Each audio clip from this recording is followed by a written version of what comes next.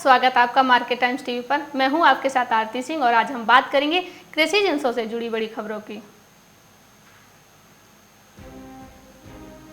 Jute उद्योग की रफ्तार देने के लिए सरकार ने कई कदम उठाए हैं, जिसकी वजह से कोविड-19 महामारी के बीच जूट उद्योग नई ऊंचाइयों पर है। जूट और जूट से बने उत्पादों का 2020-21 की पहली छमाही में निर्यात में रिकॉर्ड बना है। जूट बोर्ड के मुताबिक ये निर्यात इससे पहले वर्ष की पहली छमाही की तुलना में 300 करोड़ रुपए अधिक 1662.43 करोड़ रुपए पहुंच गया है। यही जूट बोर्ड के अब इतिहास में किसी छमाही में दर्ज किया गया सबसे बड़ा आंकड़ा है।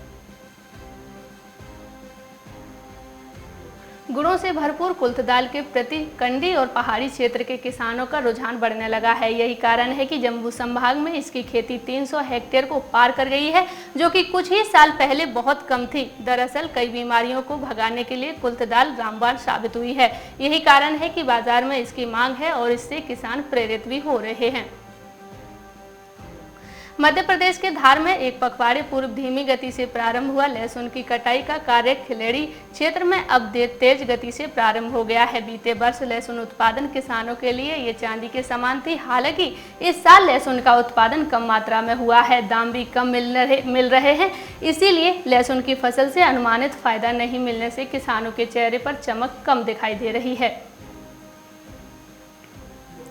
आपदा को अवसर में बदलने की सोच के साथ काम कर रही भारत सरकार ने कोरोना काल में देश के कृषि उत्पादों के निर्यात के क्षेत्र में सराहनीय प्रगति दर्ज की है। चावल, गेहूं और मोटे अनाजों के निर्यात में बीते 3 तिमाहियों में करीब 53% का इजाफा हुआ है। खासतौर से गैर बासमती चावल का निर्यात पिछले साल के मुकाबले करीब 123% बढ़ गया है।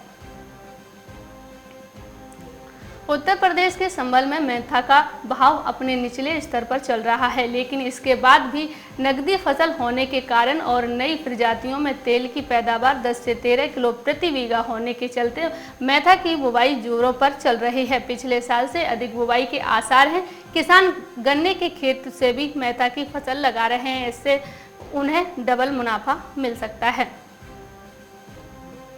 वाराणसी में अच्छी फसल होने के कारण इस बार बाजार में जीरा बत्ती चावल का भाव पिछले वर्ष के मुकाबले 50% सस्ता है। पिछले वर्ष कम पैदावार के कारण इसका भाव 80 से 90 रुपए प्रति किलो था। इस बार इसका भाव 45 से 60 रुपए के बीच चल रहा है, जो पिछले वर्ष से 50% सस्ता है, जिसकी मांग लोगों के बीच खूब है। मंडी में इस समय भरपूर मात्रा में चावल का स्टॉक भी मौजूद है। देश की राजधानी दिल्ली में एक बार फिर से प्याज के दामों में उछाल देखने को मिलेगा, यानी एक बार फिर से प्याज आम आदमी की थाली में गायब हो सकता है। गाजीपुर मंडी की प्याज के थोक दाम बढ़ने से प्याज महंगी हो गई है। प्याज व्यापारियों ने बताया अब यहां प्याज 30 से 40 रुपए किलो हो गया है, तो यहां बाजार में 50 से 60 रुपए किलो बिकेगा। केंद्रीय कृषि एवं किसान कल्याण मंत्री नरेंद्र सिंह तोमर ने कहा कि विगत वर्षों के दौरान देश में दलहनी फसलों के उत्पादन में बढ़ोतरी से दाल के आयात पर भारत की निर्भरता कम हुई है। उन्होंने कहा कि प्रधानमंत्री नरेंद्र मोदी के आह्वान के बाद दलहनों के आयात पर निर्भरता कम हुई है और इससे देश को प्रतिवर्ष 15,000 करोड़ रुपए से अधिक की बचत हो रही है।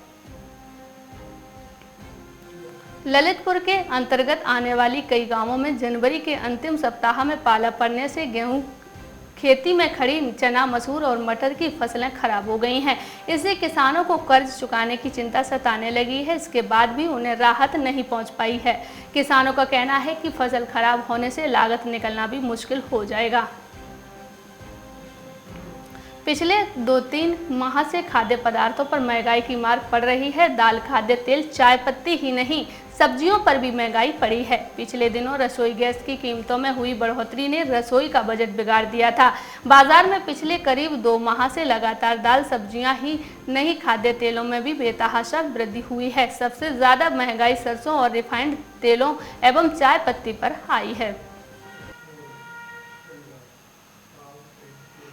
अभी के लिए सिर्फ इतना ही और अधिक जानकारी के लिए बने रहिए हमारे साथ मार्केट टाइम्स टीवी पर।